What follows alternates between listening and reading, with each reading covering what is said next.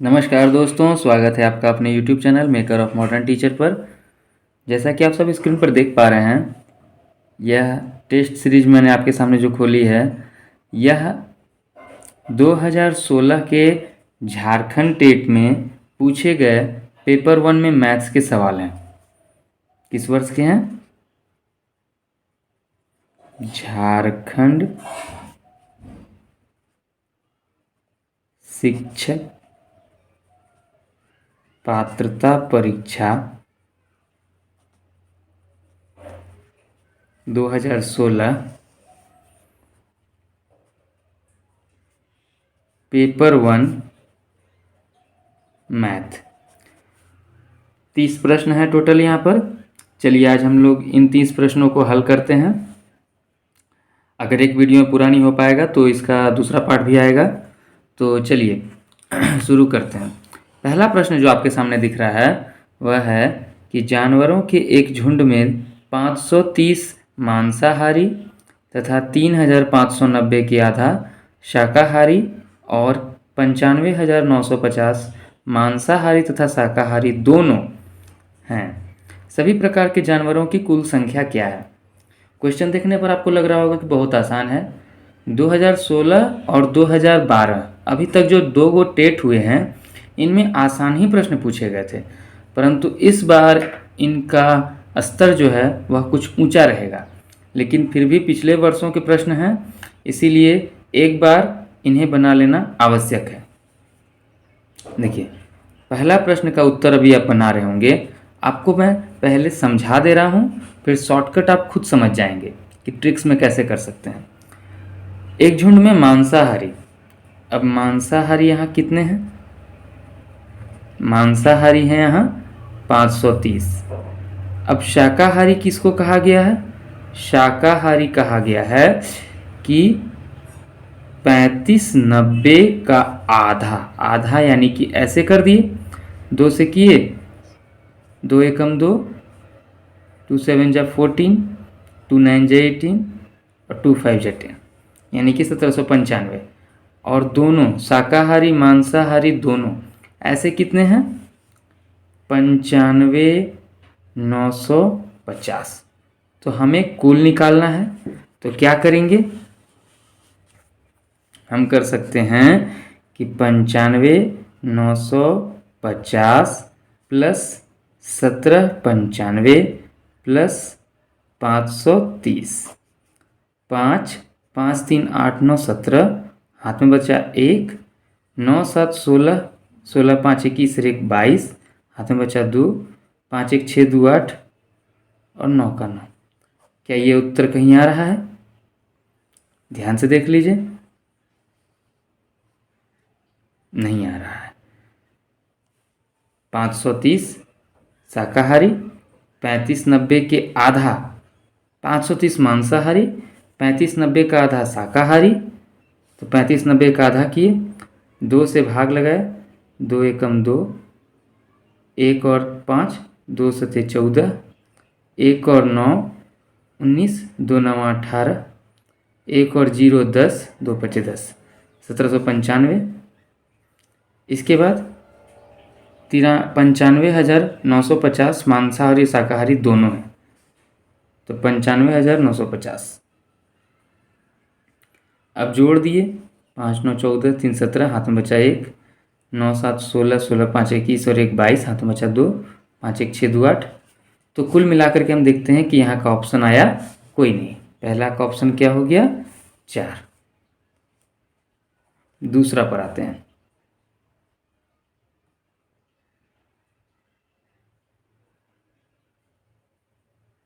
देखिए, आपके सामने क्वेश्चन दिख रहा है यहाँ पर। दूसरा नंबर क्वेश्चन में है कि चित्र में OP कोण BOC तथा OQ कोण AOC को समविभाजित करता है। ध्यान से देखिए, ये है AOB, एक रेखा है, और कहा गया है OP, ये है OP किसको समविभाजित कर रहा है? BOC को। और OQ किसको समविभाजित करता है? AOC को। इसका मतलब ये बराबर बराबर और ये बराबर बराबर। ये पूरा कोण कितना डिग्री का है बताइए तो? यदि बोला जाए किसी रेखा पर ऐसा कोई कोण बन रहा हो तो वो कितना डिग्री का बनता है? आप जानते हैं ये कितना डिग्री का बनता है? 180 डिग्री। क्यों कहते हैं इसको? इसको कहते हैं रैखिक कोण, रिजु कोण या स्ट्रेट एंगल। ठीक है, स्ट्रेट एंगल। तो ये पूरा 180 डिग्री, यानी कि ये चारों मिला करके कितना बनेंगे? 180 डिग्री। तो मान लीजिए कि कोई भी एक को आप इसको x कह दिए, किसी एक को x कहें तो ये भी x, ये भी x, ये भी x, ये भी x, तो x plus x plus x plus x equal to 180 degree. अब इसको आप मान लीजिए, कि जोड़ लेंगे चारों को तो 4x बराबर 180 डिग्री और x बराबर 180 बटा 4, 4 चौके 16, 4 पचे 20, 45। हमसे पूछा क्या है? कौन? P O Q. P O Q यानी यहाँ से यहाँ तक का, इसमें ये भी आएगा, ये भी आएगा, ये भी x है, ये भी x है, यानी x जोड़ x, 45 जोड़ 45, 90 डिग्री हो गया।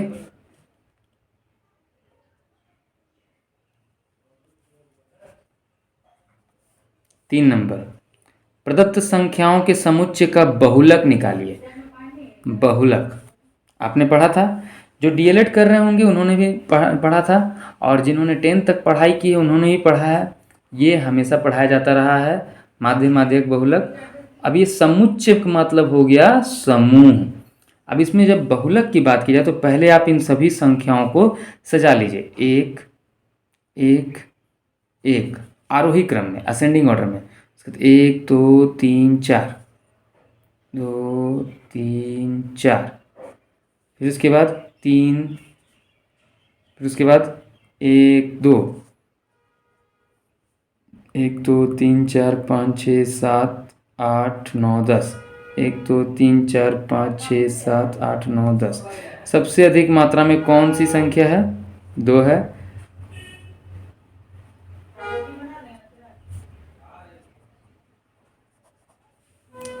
बहुलक आ गया आपका 2। चलिए ठीक है, अगला सवाल पर आते हैं।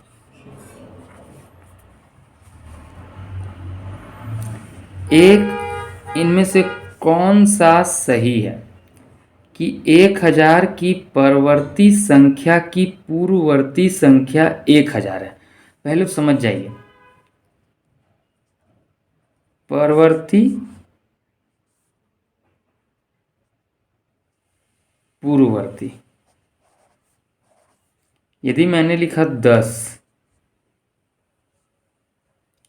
10 लिखा तो 10 की पूर्ववर्ती जो हो गई उससे जस्ट पहले वाली यानी कि 9, और जो 11 हो गई वो इसकी परवर्ती हो गई। यहाँ सवाल दिया जा रहा है, पहला नंबर बोला कि 1000 की परवर्ती की पूर्ववर्ती संख्या 1000 है। आप लिखिए यहाँ 1000, इसके परवर्ती यानी इसके बाद क्या आएगा? 1001। इसका परवर्ती, इसका पूर्ववर्ती 1000 है, यानी ये सही है। दूसरा क्या है? 1000 की परवर्ती की पूर्ववर्ती संख्या 999 है। अभी आपने कहा 1000 की परवर्ती की पूर्ववर्ती 1000 है तो 999 कैसे होगा? दूसरा गलत। 1000 की पूर्ववर्ती संख्या 1001 है। अगर 1000 है तो इसकी पूर्ववर्ती में हम जाते हैं तो 999, इससे जस्ट पहले वाला, और उससे पहले 1001 आ जाएगा, यानी ये गलत। और 1000 की पूर्ववर्ती की परवर्ती संख्या 1002 है, यानी 1000 है तो इसकी पूर्ववर्ती यानी 999 की परवर्ती संख्या 1000 होगी ना कि 1002। तो यहाँ ऑप्शन नंबर 1 है सही। ठीक है, चलिए अगला प्रश्न है 5 नंबर कि 7 करोड़ नहीं 73,86,038 73,86,038 कैसे पढ़ते हैं? इकाई, दहाई, सैकड़ा, हजार, 10,000, लाख, 10,00,000। 73,86,038 विभाज्य है, यानी कि कटेगा। किससे कटेगा ये संख्या? 3 से, 4 से, 9 से, 11 से। हमने विभाज्यता के नियम को पढ़ा है। विभाज्यता का नियम क्या कहता है? यदि 3 और 9 की बात की जाए तो संख्याओं का योग जो है ना, अंकों का योग या तो इससे कटना चाहिए नहीं तो इससे कटना चाहिए। आप जोड़ करके देखिए, 7 जोड़ 3 जोड़ 8 जोड़ 6 जोड़ 0 जोड़ 3 जोड़ 8। जोड़ी ध्यान से। 7 3 10, 10 8 18, 18 6 24, 24 3 27, 8 25 35। 7 3 10, 10 8 18, 18 6 24, 24 3 27, 8 35। ना तो 3 से कटेगा ना ही 9 से कटेगा। अब देखते हैं 4 से या 11 से। 4 का नियम क्या है कि अंत के 2 अंकों से बनी संख्या कटना चाहिए, तो नहीं कट रहा है। 11 का क्या है कि ऑड नंबर, यानी कि विषम स्थान की संख्याओं अंकों का योग और सम स्थान की संख्याओं का योग। जैसे देखते हैं 7 3 8 6 0 3 8, 7 8 0 8, 7 8 15, 15 8 25, 15 8 23, 3 6 3, 3 6 9 9 3 12। माइनस कीजिए, 3 में से 2 गया 1, 2 में से 1 गया 1। 11 आए या 0 आए, ये दोनों स्थिति में 11 से कटता है, नहीं कि 5 का ऑप्शन क्या आ जाएगा? 4।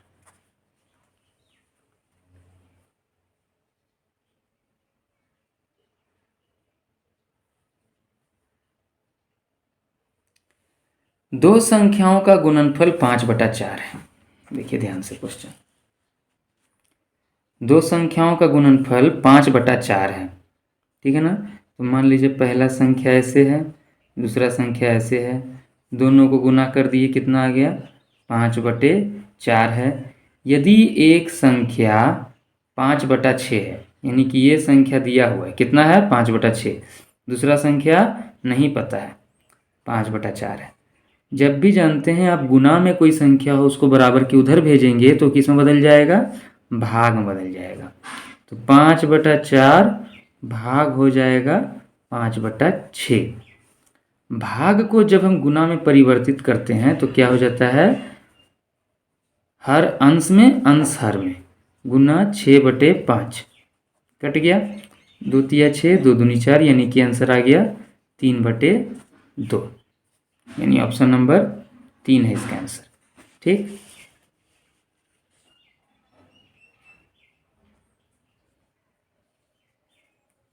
सात नंबर, निम्नलिखित में से कौन एक 3D आकृति नहीं है? पहले 3D और 2D, दो तरह की आकृतियां होती हैं। 2D मतलब समतल आकृति, यानी कि कौन हो गया? त्रिभुज, वृत्त, वर्ग, आयत, पंचभुज, षष्ठभुज, ये सब। और 3D आकृतियां में कौन कौन हो गए? घन, घनाभ, बेलन, शंकु, गोला। अब इनको क्यों लेते हैं? क्योंकि इनके अंदर में स्थान होता है, जगह होता है। इनके अंदर में जगह नहीं होता है। अब यहाँ बोला जा रहा है कि कौन 3D आकृति नहीं है। देखिए तो पर्वत के अंदर में स्थान है, रोटी के अंदर में स्थान है, कमरा के अंदर में भी जगह होता है। पतंग, पतंग इस शेप में आ जाएगा, ठीक है? तो ऑप्शन नंबर 4 इसका सही आंसर है।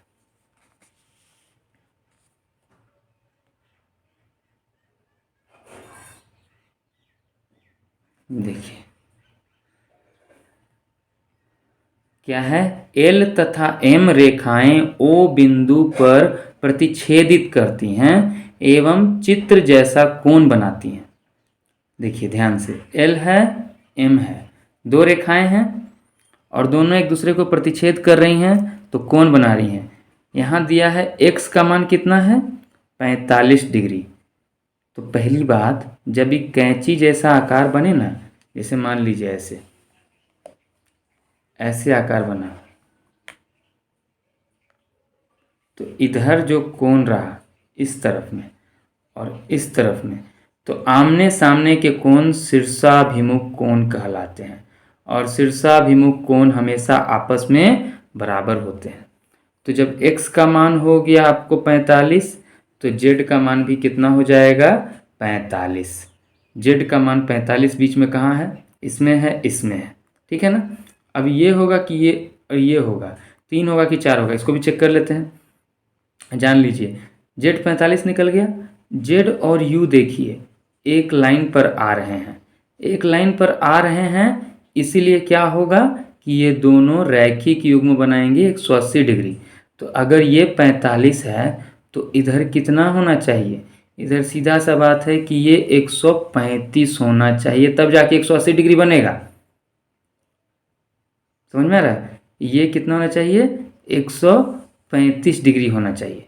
तो u का मान 135 डिग्री, u पूछा है लास्ट में, यानी कि 135 डिग्री यहाँ पर है, तो 3 नंबर ऑप्शन इसका सही हो जाएगा। 8 नंबर का 3 नंबर ऑप्शन।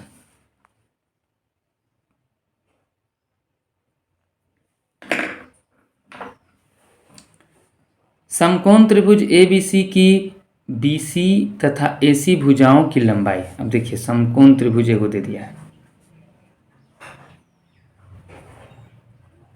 ABC, BC 3 है, AC 4 है।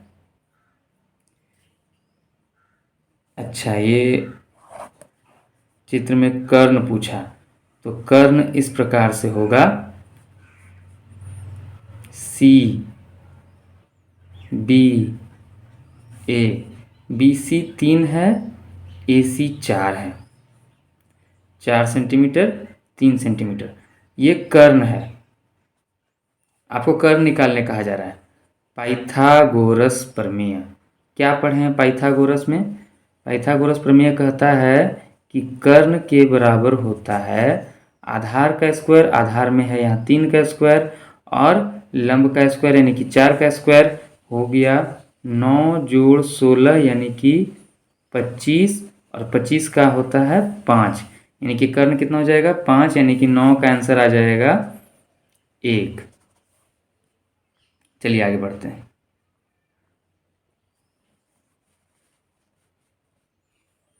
तीन अंकों की सबसे बड़ी तथा सबसे छोटी संख्याओं का योगफल। देखिए सबसे बड़ी अगर बात की जाए तो 3 अंकों की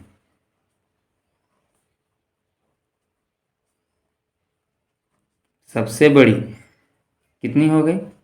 सबसे बड़ी हो जाएगी 999, और 3 अंकों की सबसे छोटी कितना हो जाएगा 100। दोनों का योगफल अगर आप निकालेंगे तो क्या आया? ऑप्शन नंबर 1, 10 का ऑप्शन नंबर 1।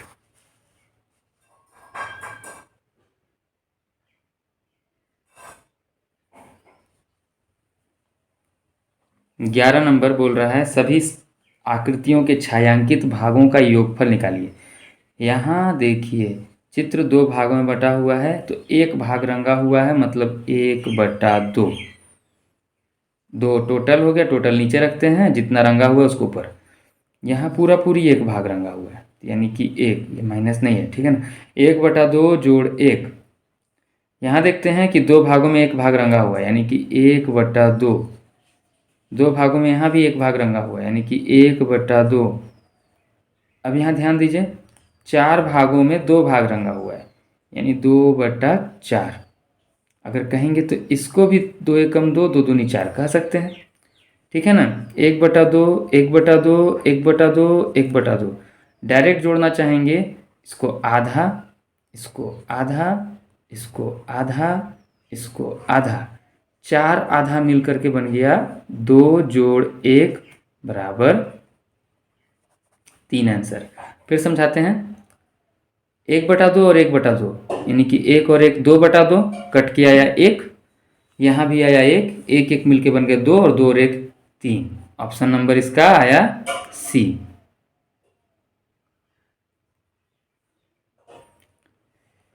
एक क्वेश्चन है कि ए बटा बी बराबर 1/2, तो ए जोड़ बी बटा ए माइनस बी। ए बराबर 1 है, बी बराबर 2 है, रख दीजिए 1 जोड़ 2 और 1 माइनस 2, कितना आया 3/-1, कुल मिलाकर के -3 इसको कह सकते हैं आंसर, ऑप्शन नंबर ए। अगला सवाल है 12 नंबर कि यदि एक व्यक्ति 12 अमरूद 1 रुपए में खरीदा, 12 अमरूद का क्रय मूल्य, यानी कि खरीदने का दाम कितना है 1 रुपये, इसीलिए एक अमरूद का क्रय मूल्य अगर पूछा जाए कि एक अमरूद कितना में खरीदा, ओ गलत लिख दिए, 11 अमरूद का क्रय मूल्य बराबर 1 रुपये, इसीलिए एक अमरूद का क्रय मूल्य बराबर कहा जाए तो 1/11 रुपये हो गया। आगे बोला कि 100 अमरूद 11 रुपये में बेचता है। अब है चूंकि 100 अमरूद का विक्रय मूल्य बराबर 11 रुपये, इसीलिए एक अमरूद का विक्रय मूल्य बराबर 11/100। अब इस प्रक्रिया को आप समझिए कि कैसे कर रहे हैं। मान लीजिए कहीं आप दुकान में गए, आपने देखा 11 अमरूद का दाम कितना है 1 रुपया। अच्छा है, 11 अमरूद का दाम 1 रुपया है, तो आपको खरीदना है 1 अमरूद। कितना अमरूद 1 अमरूद। तो आप जो हैं कैसे दाम निकालेंगे, तो 11 अमरूदों को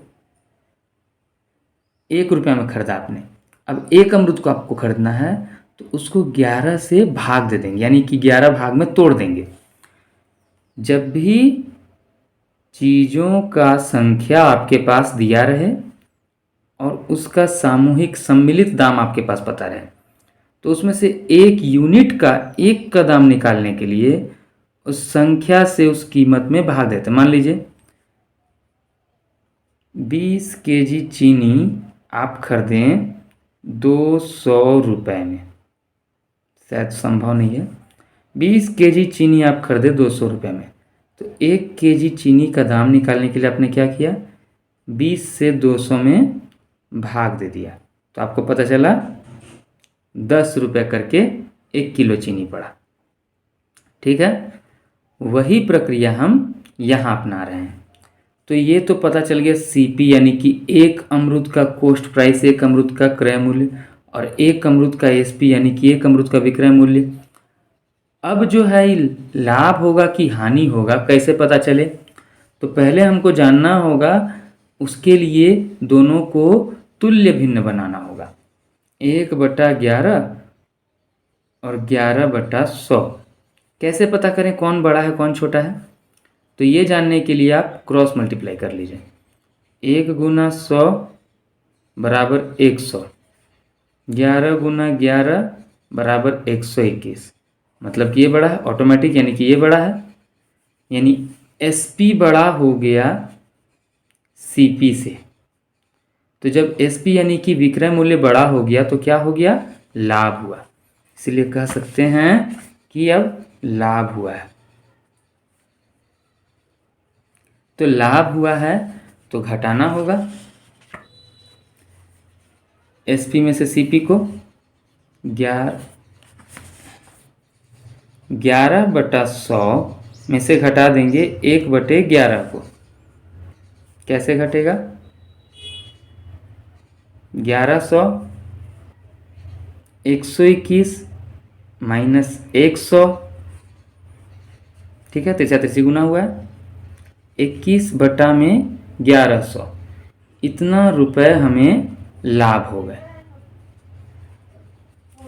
अब हमें लाभ प्रतिशत निकालना है। लाभ प्रतिशत का सूत्र क्या होता है?